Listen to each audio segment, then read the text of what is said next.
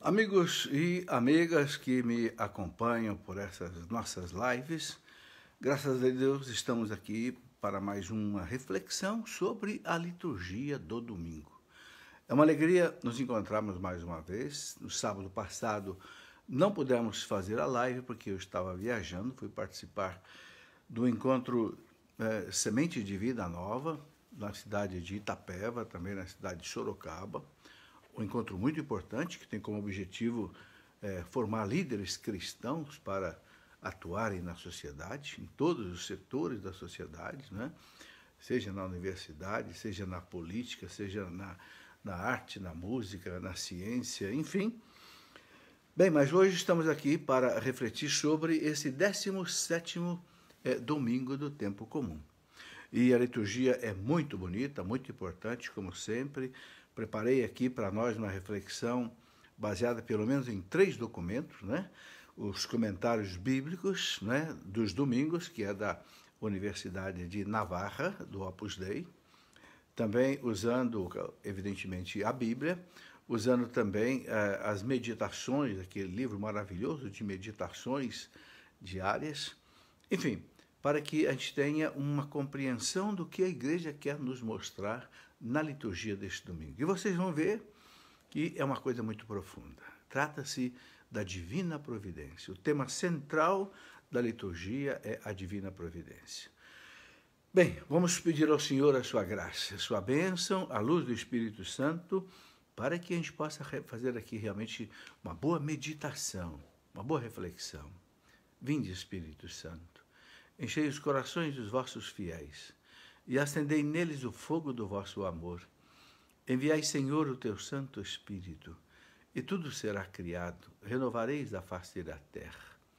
Oremos, ó Deus, que instruístes os corações dos vossos fiéis com a luz do Espírito Santo. Fazei, Senhor, que apreciemos retamente todas as coisas segundo o mesmo Espírito e gozemos sempre da sua consolação. Por Cristo nosso Senhor. Amém.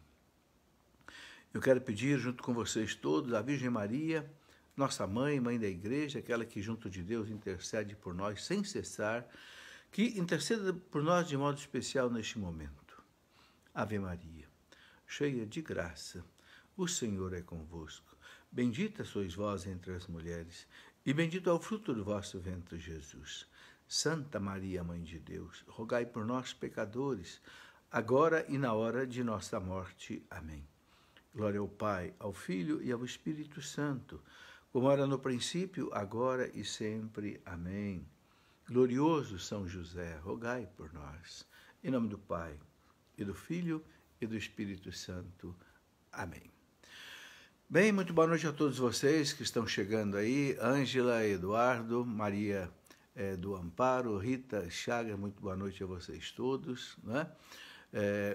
Vamos, então, meditar um pouco, meus irmãos, nesta liturgia toda deste domingo, que é muito profunda, né? A primeira leitura do Antigo Testamento e também o Evangelho tratam de 2 multiplicações dos pães. É Deus que mata a fome do seu povo, né, multiplicando os pães. No Antigo Testamento, né, é o profeta Ezequiel e no Novo Testamento é o próprio Jesus.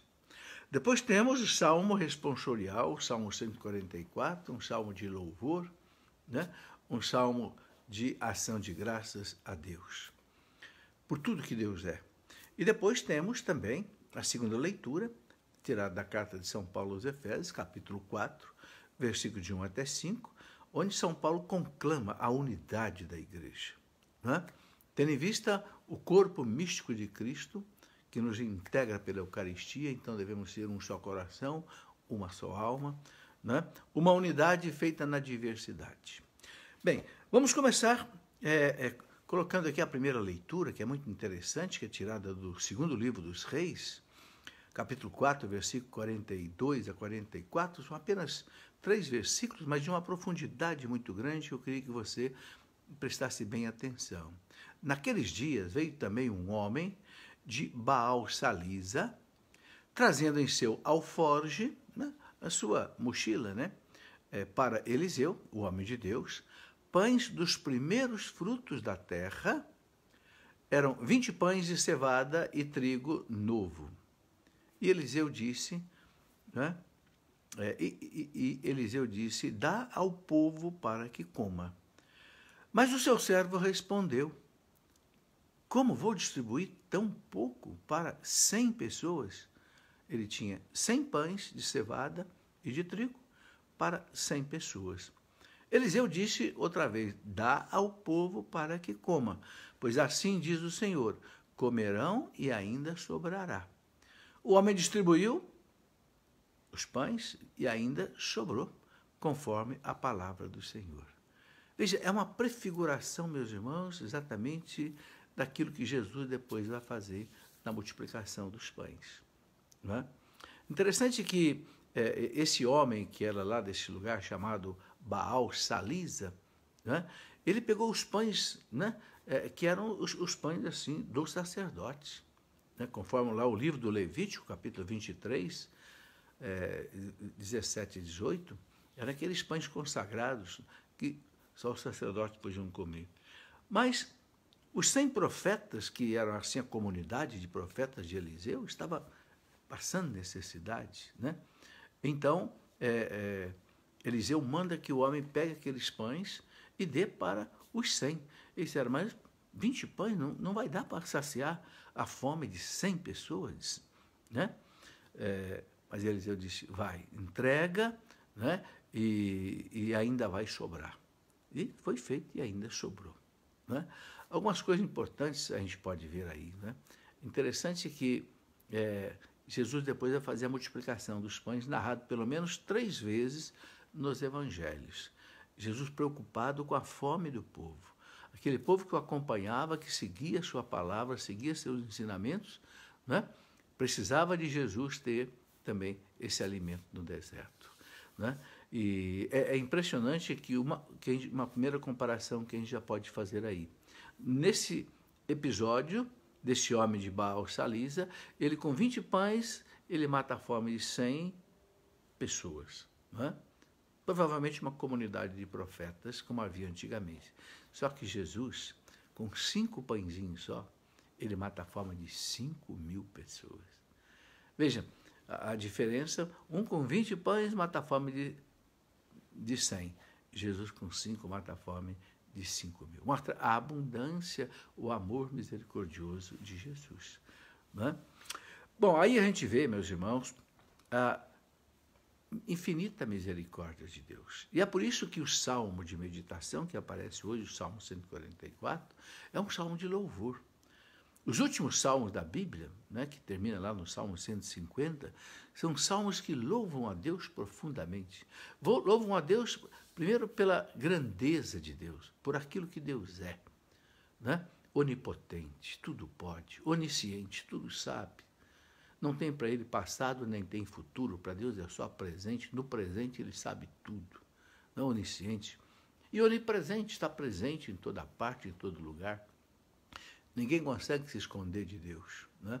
Porque Deus é onipresente. Então, pela grandeza de Deus, pela bondade de Deus, pela misericórdia de Deus, então o salmista se desdobra, né, nesse salmo, exatamente reflexo dessa bondade desse homem e de Eliseu que multiplica os pães para matar a fome do povo, né?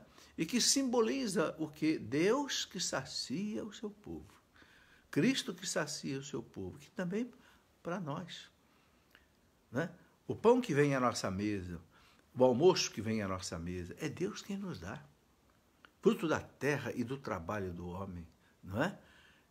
Diz o padre na missa, né, quando vai apresentar o pão e o vinho para serem consagrados, né? O pão, Senhor, fruto da terra e do trabalho do homem, que agora será apresentado e vai se transformar no corpo de Cristo. O vinho, fruto da terra, do trabalho do homem, né? É um milagre, meus irmãos. Né? Tudo sai da terra. O arroz, o feijão, as frutas, os legumes. Né? Ninguém de nós consegue entender como é que a terra faz a semente criar aí uma planta. É um milagre extraordinário, mas é um milagre assim tão corriqueiro, um milagre tão grande, que a gente pode passar por essas feiras bonitas, Não é? Aqui, por exemplo, no nosso sábado, aqui na nossa cidade, tem feiras bonitas, e aquelas vendem aquelas frutas maravilhosas, tudo maravilhoso, mas aí se esquece que tudo aquilo é um milagre. Um milagre.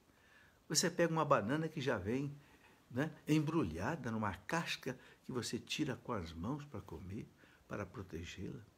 Né? Um mamão que vem protegido com uma casca, uma maçã que vem protegido com uma casca, uma laranja que vem... Que coisa maravilhosa o amor de Deus por nós. Nenhum cientista consegue fazer isso. Mas a terra faz gratuitamente, pelo poder de Deus, pela bondade de Deus, pela misericórdia de Deus. Né? E é olhando essas obras de Deus que o salmista, então, explode em louvor. Meus irmãos, é isso que nós temos que fazer. A eternidade, a igreja ensina que nós vamos passar fazendo o quê? Louvando a Deus. Né? O grande São João Crisóstomo, doutor da igreja, que morreu no ano 407, mártir em Constantinopla, né?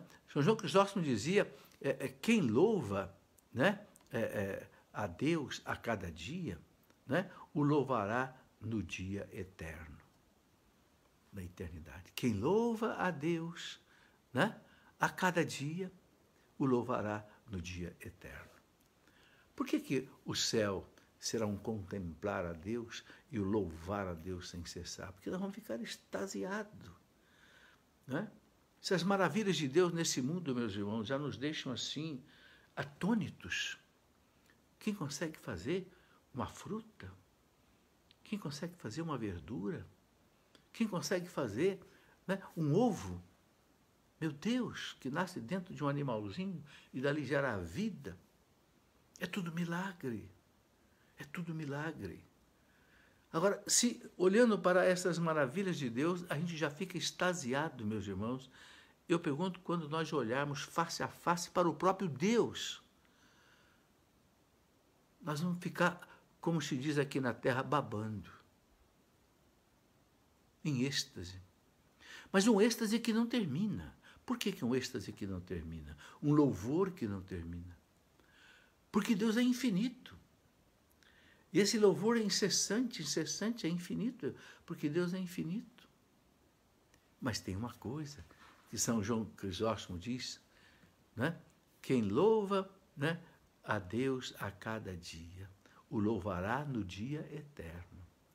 Ele fala, consagrar-se ao louvor é próprio de um coração filial, é próprio de um coração que ama a Deus. Meus irmãos, temos que treinar o louvor. Eu fico impressionado de ver, né? O salmo de hoje é o 144. Né? Mas eu fico impressionado, só para dar uma referência aqui, por exemplo, com o salmo 150, que é o último salmo da Bíblia. Né? O salmista vai aumentando o louvor, aumentando, aumentando, aumentando. Quando chega no salmo 150, ele diz assim, louvai o Senhor em seu santuário, louvai-o em seu majestoso firmamento, louvai-o por suas obras maravilhosas, louvai-o ao som da trombeta, louvai-o com a lira e a cítara, louvai-o com os tímbalos e danças, louvai-o com a harpa e com a flauta, louvai-o com símbolos sonoros, louvai-o com símbolos retumbantes, tudo que respira, louve o Senhor. Olha como é que termina os 150 salmos. Tudo o que respira, louve o Senhor. A planta que respira o oxigênio, não é? O animal, tudo. Louve o Senhor, porque tudo é obra dele. Então, o salmista, né, diz aqui para nós, no Salmo responsorial da missa, saciai os vossos filhos, ó Senhor. Ele está fazendo referência aí à multiplicação dos pães, né? Que vossas obras, ó Senhor, vos glorifiquem. Que vossas obras, ó Senhor, vos glorifiquem. São as obras de Deus que glorificam o Senhor. Você pega, por exemplo, o Salmo 18, né? O Salmo 18, só para dar um exemplo disso, né? O Salmo 18, ele diz assim, né? De uma maneira muito bonita, o salmista coloca, narra os céus, a glória de Deus. Ontem, por exemplo, nós vimos o famoso eclipse de sangue, né? Uma modo de expressar, porque a lua em alguns lugares ela ficou avermelhada por por causa do alinhamento que houve do Sol, da Terra e da Lua, algo que acontece pouquíssimas vezes, né? Então, muitas pessoas foram observar essa beleza, né? E é possível determinar o momento exato em que tudo acontece, por quê? Porque Deus fez tudo isso com leis, com uma ordem, com uma determinação, né? Então o salmista diz, narram os céus a glória de Deus e o firmamento anuncia a obra de suas mãos. O dia a outro dia transmite essa mensagem e uma noite a outra repete. Não é uma língua nem são palavras, cujo sentido não se perceba, porque por toda a terra se espalha o seu ruído até os confins do mundo a sua voz. Coisa maravilhosa, né? Eu que pude ser professor de astrofísica durante muito tempo nas universidades, eu pude ver a maravilha que é o universo, meus irmãos. As leis, né, de Kepler, as leis, né, que regem o universo, né, uma perfeição extraordinária. Então, o salmista coloca isso aqui, que vossas obras, ó Senhor, vos glorifiquem, e os vossos santos com louvores vos bendigam. Os vossos santos com louvores, somos nós, com louvores vos bendigam. Narrem a glória e o esplendor do vosso reino, e saibam proclamar o vosso poder, proclamar o poder de Deus. Nós temos que proclamar que Deus é todo-poderoso, que Deus é onipotente, que Deus é onisciente, que Deus tudo pode.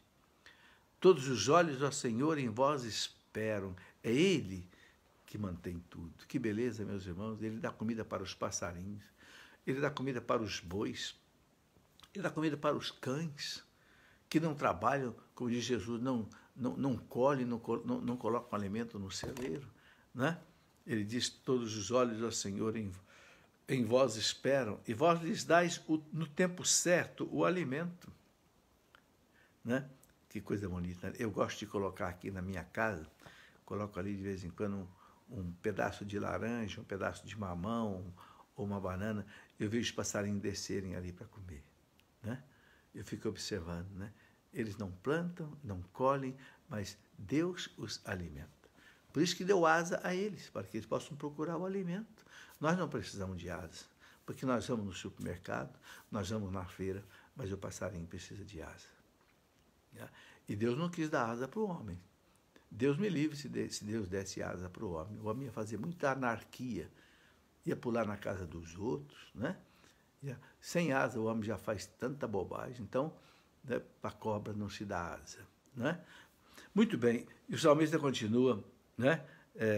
Todos os olhos, ó Senhor, em vós esperam. E vós lhes dais no tempo certo o alimento, vós abris a vossa mão prodigamente, né? Abundantemente, e saciais todo ser vivo com fartura. É interessante, a gente não vê um bicho morto na rua de fome.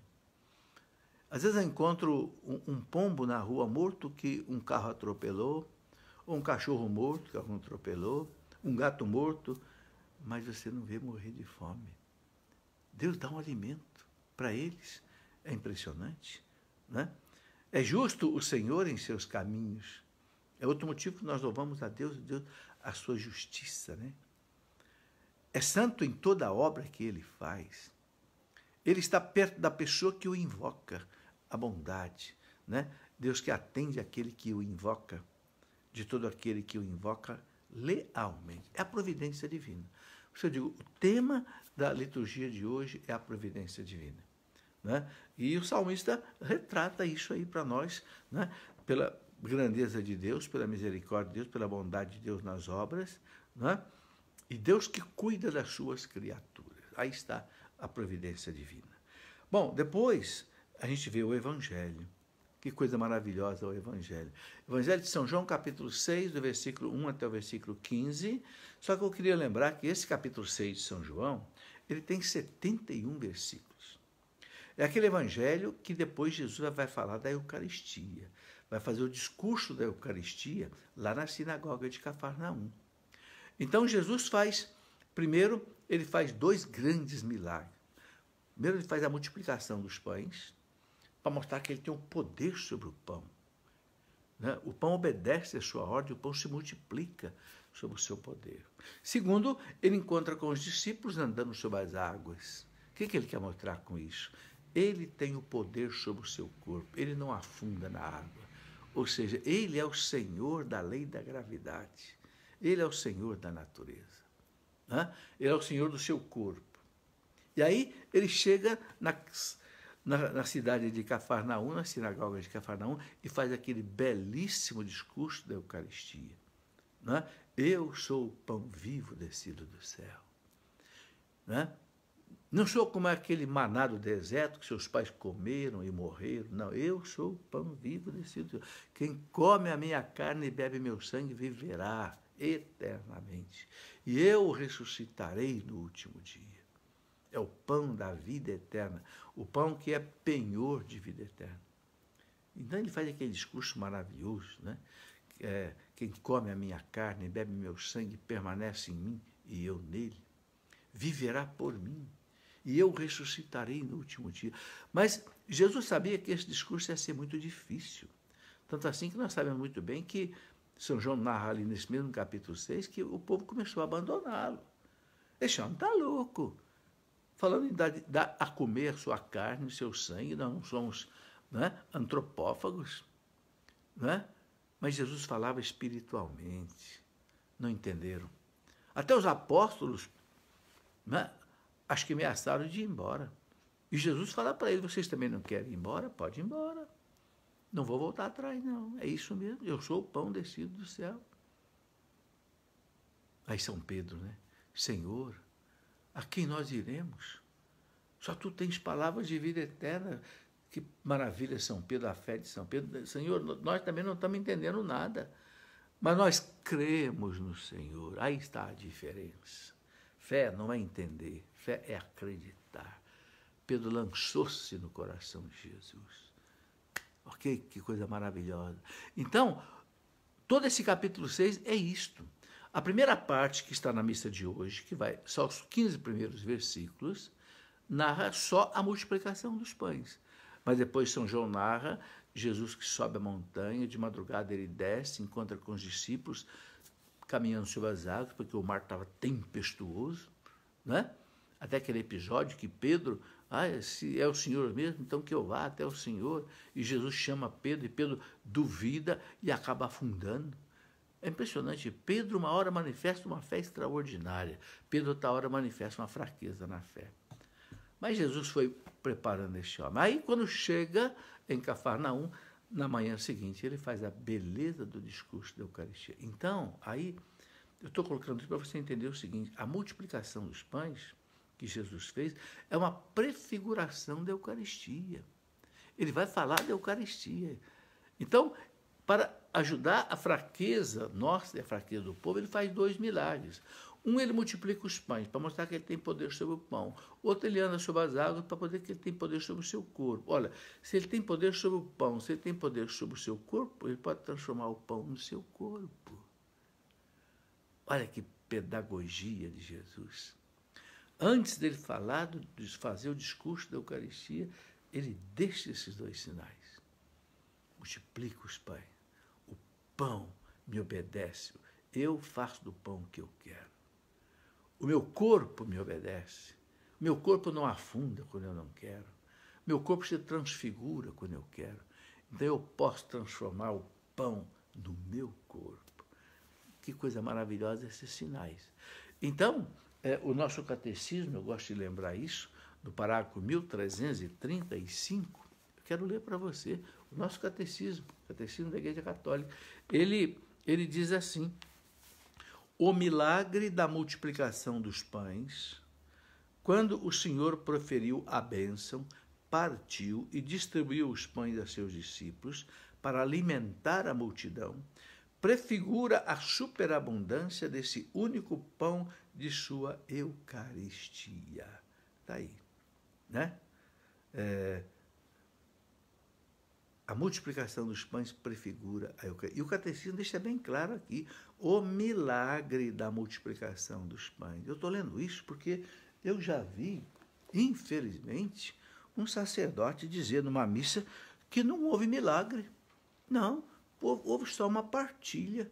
Jesus simplesmente só fez um discurso emocionado, todo mundo que estava ali colocou em comum, né, o que trouxe, e Jesus matou a fome de 5.000 pessoas. Ora, pelo amor de Deus, que coisa mais, que deturpação mais grosseira do Evangelho.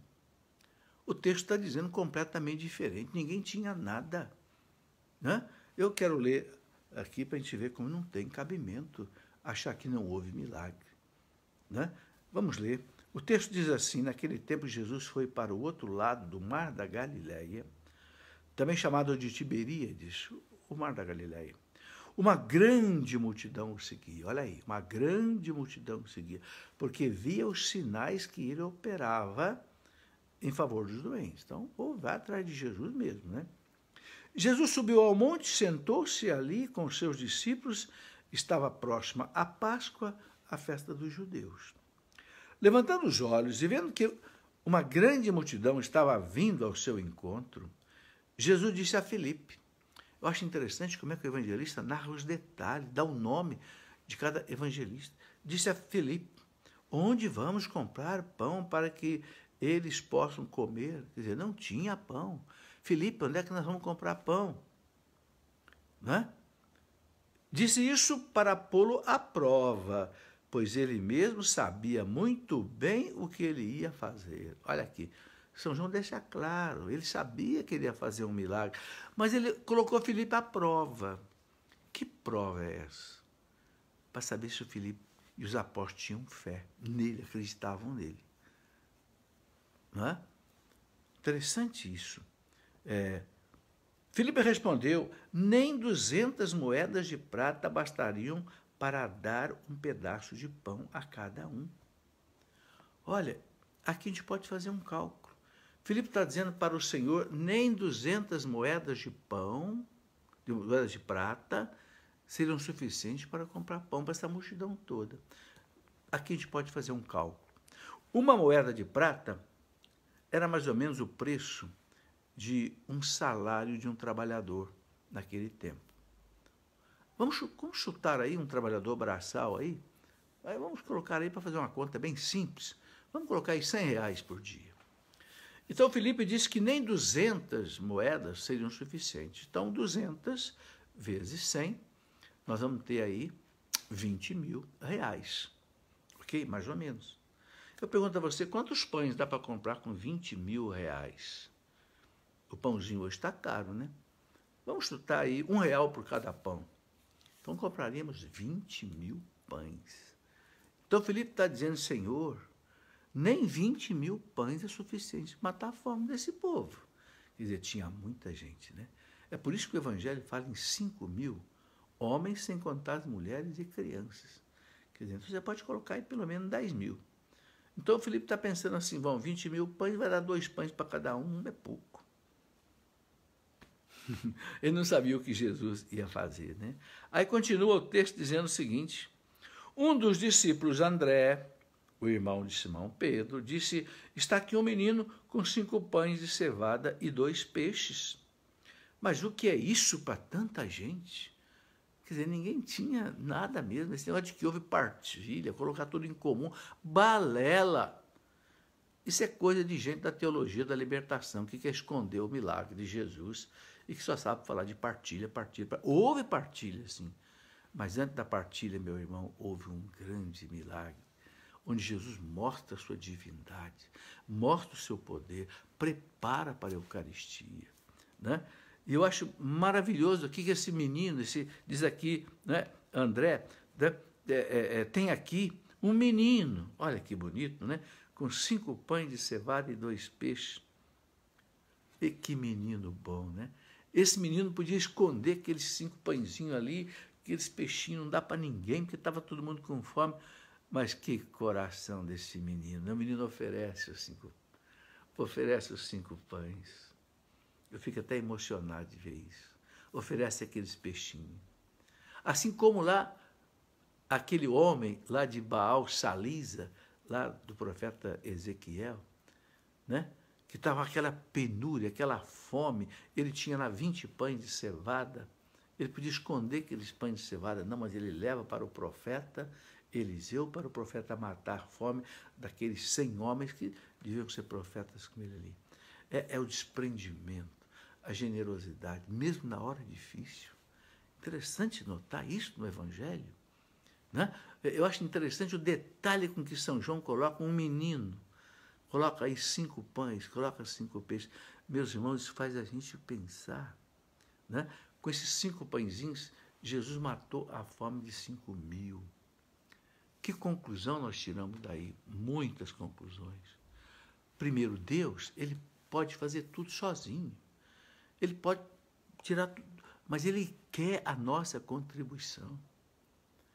Ele quer a nossa contribuição. Quando nós fazemos, meus irmãos, o que está ao nosso alcance, Deus faz a parte dele. Sabe, quando você estuda, por exemplo, a vida dos santos, coisa maravilhosa, uma Santa Madre Teresa de Calcutá, aquela freirinha pequenininha lá na Índia, enfrentando aquela fome na Índia, aquela miséria toda. Ela sozinha começa um trabalho de atender aqueles homens doentes morrendo nas ruas de Calcutá. Aí daqui a pouco uma outra mulher se junta com ela, né? E hoje nós temos aí a obra de Madre Teresa de Calcutá em mais de 150 países. As missionárias da caridade. Começou com 5 pãezinhos dessa Madre Teresa. É assim. Sabe, Deus como que exige que a gente faça a nossa parte, ainda que seja pequena, minúscula. Aí ele faz a coisa crescer. É o milagre da semente. É o milagre da semente. A semente demonstrada que transforma numa árvore grande. Sabe, então isso é muito importante, meus irmãos. Né? Aquele menino que entrega os 5 pães, os 2 peixes, e Deus frutifica. Então, você faça a sua parte. A gente tem medo, às vezes, de fazer a coisa, tem receio. Começa. Eu me lembro, o Padre Jonas, a Bíblia começou pequenininho, né? Com uma máquina de escrever apenas. Hoje, o Monsenhor Jonas da Bíblia criou uma canção nova que está no mundo inteiro. Padre Léo começou, né, com uma comunidadezinha de Betânia pequenininha. Hoje, Betânia está em tantos lugares do Brasil. É possível, meus irmãos. Mas nós temos que dar a Deus a nossa parte, o nosso pouquinho. Acredite nesse pouquinho que você pode dar para Deus. Acredite que Deus vai usar esse pouquinho, né, que você pode fazer. Quando a gente, sabe, é impressionante isso. Deus exige que a gente ofereça a Ele, né? Porque isso nos valoriza, Deus quer nos valorizar. Então o Evangelho continua dizendo aqui, está aqui um menino com 5 pães de cevada, 2 peixes. Mas o que é isso para tanta gente? Jesus disse, fazei sentar as pessoas. Havia muita relva naquele lugar, e lá se sentaram aproximadamente 5.000 homens. Né? Jesus tomou o pão, deu graças, os distribuiu aos que estavam sentados, tanto quanto queriam, comeram à vontade. E ainda sobraram 12 cestos cheios. Quando Deus faz milagre, meus irmãos, Deus é pródigo, Deus é abundante. Né? Eu queria destacar aqui uma coisa muito interessante. Né? Olha a narrativa de São João. Jesus tomou o pão, deu graças, distribuiu aos que estavam sentados. É a mesma coisa que o sacerdote fala na missa. Quando o sacerdote vai fazer a consagração, ele pega a hóstia na mão e ele diz, né? Ele repete essas palavras, né? Exatamente isso, né? Jesus tomou os pães, deu graça, partiu, deu aos seus discípulos, dizendo, tomai e comei, isto é meu corpo que é dado por vós. Veja como a multiplicação dos pães é, de fato, um sinal da Eucaristia. O que o padre fala hoje na Eucaristia, Jesus falou, né, na multiplicação dos pães. E fez o mesmo com os peixes. Quando todos ficaram satisfeitos, Jesus disse aos discípulos, recolhei os pedaços que sobraram, para que nada se perca. Oh, meus irmãos, que lição importante essa. Que nada se perca. Quanta coisa se perde hoje, meus irmãos. Quanta gente passando fome no mundo e quanta comida se perde no mundo hoje. Há uma estatística de que 30% da produção do mundo é perdida e jogada fora. Ou por desperdício, ou por falta de armazenamento, por falta de conservação. Mas só aquilo que é jogado fora no lixo nos Estados Unidos, um dia eu li uma estatística dessa, daria para o Brasil inteiro se alimentar. Por quê?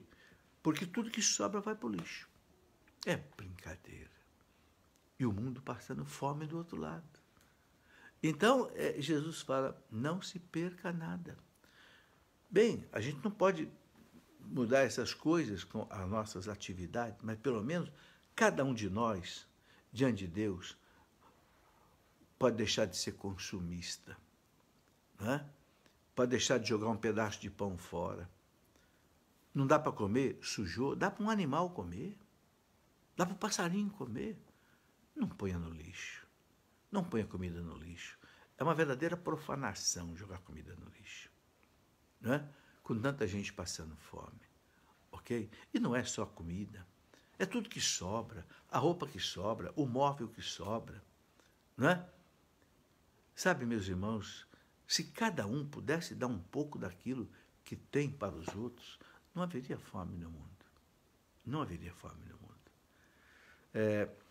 Aqui na nossa cidade, nós começamos um trabalho, nós criamos um grupo que nós chamamos de Amigos da Caridade. É uma experiência que eu gostaria de compartilhar com você, porque é uma experiência que pode ser feita em qualquer lugar. Uma coisa muito simples. Nós nos reunimos, uma meia dúzia de pessoas, e dissemos, vamos fazer alguma coisa pelos pobres? Vamos. E cada um passou a contribuir. Abrimos para outras pessoas contribuírem, né? E hoje nós estamos aí atendendo pelo menos 45 famílias carentes, com remédio, com roupa, com cesta básica, né? É claro, dá trabalho? Dá trabalho. É? Um amigo meu diz, pobre dá trabalho. Dá trabalho. Mas é Jesus que está ali. Lembra daquela música que diz, onde sofre teu irmão, eu estou sofrendo nele? É uma música antiga da campanha da paternidade. Onde sofre o teu irmão, eu estou sofrendo nele. Meus irmãos, caridade cristã não é filantropia. Filantropia você faz num gesto assim, de bonito, de sentimento, agora, caridade é diferente. É você socorrer o irmão porque Jesus está sofrendo nele. É Jesus que está passando fome nele. É Jesus que está doente nele. É Jesus que não tem casa para morar. A caridade cristã é diferente. Entende? Então, se cada um de nós não desperdiça o que tem e pode tirar um pouco daquilo que tem e dar, como esse menino que ofereceu os 5 pãezinhos dele, quem sabe ele também estava com fome. Né? Como aquele homem lá de Baal Salisa, que entrega para Eliseu os 20 pães, quem sabe ele podia guardar para ele um tempo de penúria, que está narrando aí o segundo livro dos reis, mas ele entrega. Sabe, nós não precisamos nem entregar aquilo que vai fazer falta para a gente, mas se a gente puder dar pelo menos um pouco daquilo que está sobrando, aquilo que é supérfluo na nossa vida, já é o bastante. E olha, e Deus, meus irmãos, frutifica. É impressionante como Deus frutifica. Né? Eu tenho alguma experiência na minha vida de coisas que nós começamos a fazer e como é que a coisa cresceu e foi embora. Né? É os 5 pãezinhos oferecidos, são os 5 pãezinhos oferecidos a Deus. Tem que ser oferecido. Né? Vai dar trabalho, vai dar trabalho. O demônio vai querer complicar a nossa vida, vai querer complicar a nossa vida. Mas ele não tem poder, diz o Catecismo da Igreja Católica, de impedir o avanço do reino de Deus. É preciso, né, determinação, coragem, fazer. E à medida que você vai fazendo, o caminho vai acontecendo, as coisas vão acontecendo, as coisas vão se abrindo. Hã? Bem, aí, Continua aqui o texto dizendo que quando todos ficaram satisfeitos, então Jesus disse: recolhei os pedaços que sobraram para que nada se perca. Recolheram os pedaços, encheram 12 cestos com as sobras dos 5 pães deixadas pelos que haviam comido. Comeram à vontade e ainda sobraram 12 cestos. Engraçado que os apóstolos são 12, né? O 12, meus irmãos, é símbolo da plenitude. O que Jesus quis dizer? O que o evangelista quis dizer com isso? Comer ainda sobrou. Deus é pródigo, a providência divina, né? A providência divina, ela multiplica aos milhares as coisas, né? Esse dia eu estava lendo a vida de São Benedito. São Benedito, milagrosamente, a comida multiplicava na panela, né? Ele era cozinheiro, muitas vezes chegava gente para comer, não tinha comida. São Benedito ia para a capela rezar e a comida multiplicava na panela sem saberem como, né? E assim muitos santos fizeram milagres desse tipo, né? É impressionante. Termina aqui o Evangelho dizendo, né? Vendo o sinal que Jesus tinha realizado, aqueles homens exclamavam: este é verdadeiramente o profeta, o Messias, né? Aquele que deve vir ao mundo. Quer dizer, vejam como houve o milagre. Tanto houve o milagre que eles ficaram impressionados. Esse é o homem, esse é o Messias. Esse é o Messias que deve vir ao mundo. E quiseram aclamá-lo assim, né? E aí, mas quando notou que estavam querendo levá-lo para proclamá-lo rei, Jesus retirou-se de novo, sozinho, para o monte. Porque os judeus pensavam, né, que o Messias vinha para uma libertação assim temporal, nacionalista, política. Não, ele disse para Pilatos: Pilatos, meu reino não é deste mundo. Eu não vim aqui para resolver problemas social, político, econômico, não. Claro que o evangelho da igreja tem a doutrina social da igreja que nos leva a isso, mas a salvação que o Cristo trouxe é a salvação espiritual, é a salvação do pecado, a libertação do demônio, diz o Papa Paulo VI na encíclica dele, Evangelho Nunciandi, evangelização no mundo contemporâneo. A libertação cristã é a libertação do pecado e do demônio, disse o Papa Paulo VI. Então Jesus, quando perceberam que queriam fazer dele um reizinho, né, social, político, vazou, subiu para a montanha em oração, ficou rezando, até que de noite ele desce para encontrar com os discípulos que estão lá, né, no mar da Galileia, lá penando com aquela tempestade que não permitia que eles chegassem em Cafarnaum.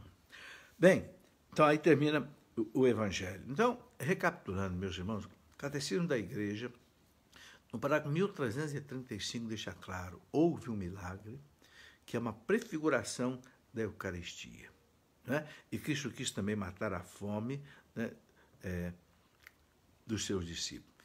E também para nós ele vai fazer o que falta. Quando nós fazemos aquilo que é a nossa parte, Deus então faz o que falta, né? Por isso nós temos que dar a Deus o que nós temos. E Deus com isso vai fazer o resto, né? Então, é ter uma fé sem desalento. Quando começar um trabalho para Deus, ter fé, ser sem medo, sem desalento. Deus vai fazer a parte dele, é a providência divina, né? Sem ficar fazendo cálculos humanos. Claro, programação tem que ser feita, estudo tem que ser feito, mas sem ficar, será que vai dar certo e querer calcular na ponta do lápis? Não, sem ficar fazendo cálculos humanos, né? Começar a trabalhar, porque o esforço vai abrindo caminho, né, na obra de Deus. Gostaria de relatar isso, né, porque isso aí é muito importante para nós. E depois nós temos aqui, então, para encerrar a nossa meditação, a segunda leitura. São Paulo coloca a carta aos Efésios, capítulo 4, versículo de 1 a 6, que então fecha isso, né? Veja, São Paulo diz assim: irmãos, eu, prisioneiro no Senhor, vos exorto a caminhardes de acordo com a vocação que recebestes. Ora, que vocação que nós recebemos? Filhos de Deus. Nós somos filhos de Deus, temos uma vocação. Então, São Paulo nos chama, né, a caminhar de acordo com essa vocação, acreditando em Deus, acreditando na providência divina. Né? E ele diz, com toda a humildade e mansidão. Claro, para você viver como filho de Deus, né? Para acreditar na providência divina, você tem que ser humilde. Né? Você tem que... Humilde, a palavra humilde vem lá do hebraico, anavim, é aquele que se curva, né?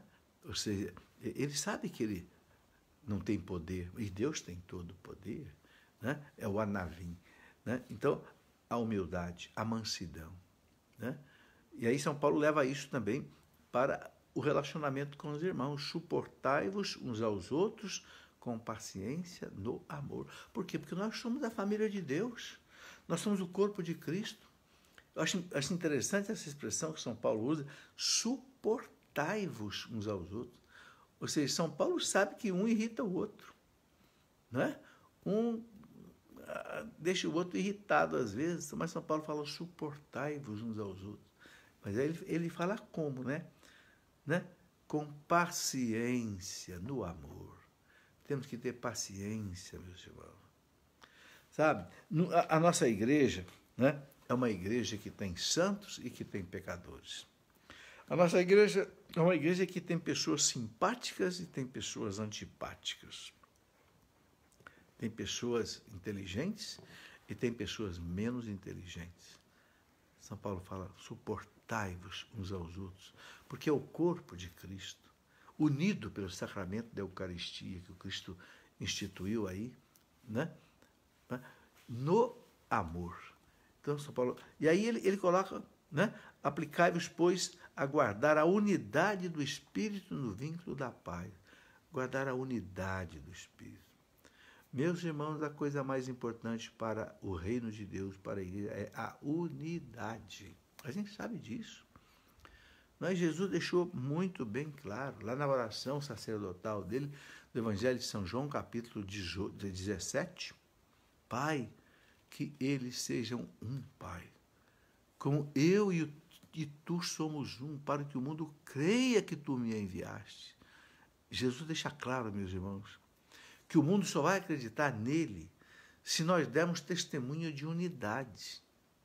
Se nós ficarmos brigando, né? Como acontece tantas vezes dentro das comunidades, dentro da igreja, se nós ficarmos brigando, o mundo não vai acreditar que Jesus é o Salvador. Né? Pai, que sejam um, como eu e tu somos um, para que o mundo creia que tu me enviaste. Sabe? Então, a gente conhece muito bem a igreja, o corpo de Cristo é uma unidade, unidade na diversidade.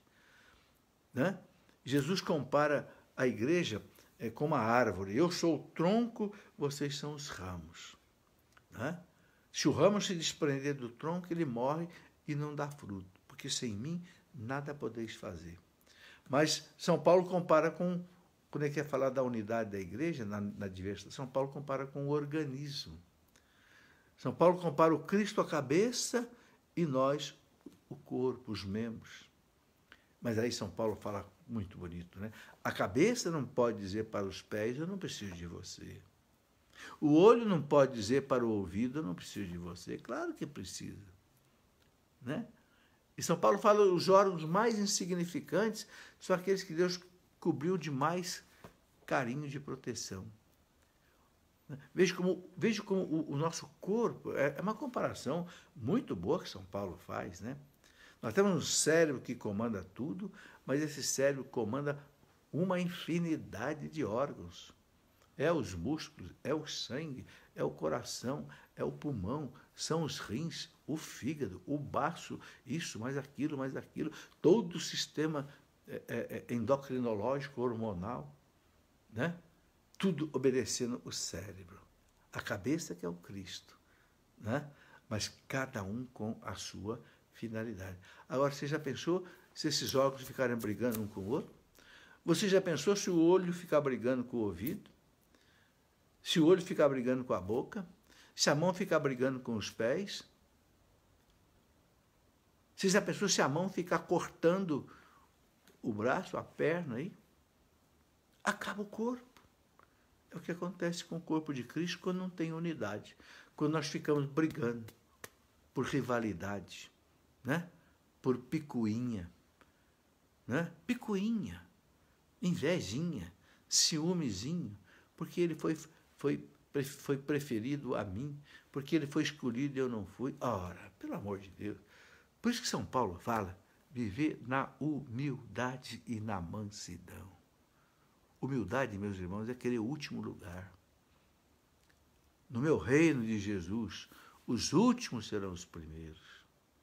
Quem quiser grande, seja escravo de todos. É um reino diferente. É um rei diferente. A humildade. A humildade. Né? E mansidão. Mansidão é não ficar bravo com ninguém. Mansidão é não reclamar de ninguém. Mansidão é não ficar torcendo o nariz à toa. É não ficar bicudo à toa. É mansidão. Paciência. Sabe? É o que São Paulo coloca aqui nessa leitura de hoje. Por quê? Porque nós somos o corpo de Cristo. Filhos desse Pai que nos alimenta. Filhos desse Pai maravilhoso que nós queremos dar glória, queremos dar louvor. Né? Aplicai-vos a guardar a unidade do Espírito pelo vínculo da paz. Há um só corpo, é o corpo de Cristo, e um só Espírito, como também é uma só a esperança a qual foste chamados. Há um só Senhor, uma só fé, um só batismo, um só Deus e Pai de todos, que reina sobre todos, age por todos e permanece em todos. Que beleza! É uma unidade. Essa unidade não pode ser quebrada.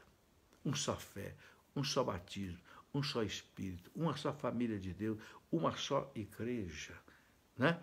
Cujo Pai alimenta com o pão da Eucaristia, alimenta com o pão material, fruto da terra, do trabalho do homem, e que por tudo isso nós levantamos as mãos para dar glória.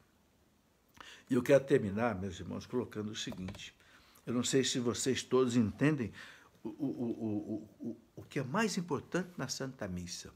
Na Santa Missa, por que nós chamamos de Eucaristia? Eucaristia em grego quer dizer ação de graças. Né? Na Grécia, eles quando nos agradecem dizem Eucaristô. Eucaristô, muito obrigado. Né? Eles dizem em grego. Então, na missa, nós não temos tempo de ficar 24 horas louvando a Deus, bendizendo a Deus, agradecendo a Deus por tudo que Ele é, por tudo que nós somos, por tudo que Ele nos dá. Então, na missa, nós fazemos isso através do próprio Jesus. É o próprio Jesus que, por nós todos, oferece ao Pai toda a honra, toda a glória, todo o louvor, toda a majestade. Quando o Padre, depois da consagração, pega aquela hóstia, né, e vai fazer a chamada doxologia, né, é o grande louvor, por Cristo, com Cristo, em Cristo, a vós, ó Pai Todo-Poderoso, na unidade do Espírito Santo, toda a honra, toda a glória, agora e para sempre. Então, a missa é primeiro para nós, né, louvarmos a majestade divina. Agradecer todos os dons e bênçãos e graças que nós recebemos sem cessar de Deus. Também pedir perdão dos nossos pecados, sufrágios da nossa alma, e as graças e bênçãos necessárias para a nossa salvação e santificação. Isso não pode faltar. Né? Quando nós fazemos isso, meus irmãos, nós estamos reconhecendo a providência divina e dando graças a Deus. Bem, era isso que eu tinha para colocar hoje, né, para vocês. Deus seja louvado por tudo, que você possa participar da Santa Missa amanhã, se já não participou hoje, né, e colocar todos esses sentimentos profundos na hora da celebração. Eu quero pedir ao Senhor que dê a cada um de nós, né, essa graça do louvor, essa graça de se encantar com as maravilhas dele, com as maravilhas da natureza, com os dons que nós recebemos a cada dia sem cessar de tuas mãos, Senhor. Que nós não sejamos ingratos, Senhor. Que nós possamos em cada missa, sobretudo, te louvar, te agradecer, te bendizer, Senhor. E se admirar das coisas maravilhosas, do milagre infinito que é a vida das plantas, a vida dos animais, a nossa vida. tudo é milagre, a vida do cosmos. Que tudo isso, Senhor, nos leve a contemplar a Tua face, te louvar e te bendizer, como o salmista, que diz: tudo que respira, te louve, Senhor. E pela intercessão de Nossa Senhora, nós podemos viver tudo isso, Senhor. Glória ao Pai, glória ao Filho, glória ao Espírito Santo, como era no princípio, agora e sempre. Amém. Muito obrigado, meus irmãos, que me acompanharam até agora. Não é? É uma alegria aí estarmos todos com vocês. E agradeço a todos que me acompanharam. Estou vendo aí a Gisele, Neide, Lia, agradecendo. Eu te agradeço também, Lia, Valcena. Não é? Tenham um bom domingo, um santo domingo na graça e na companhia de Deus. Obrigado. Em nome do Pai, e do Filho, e do Espírito Santo. Amém.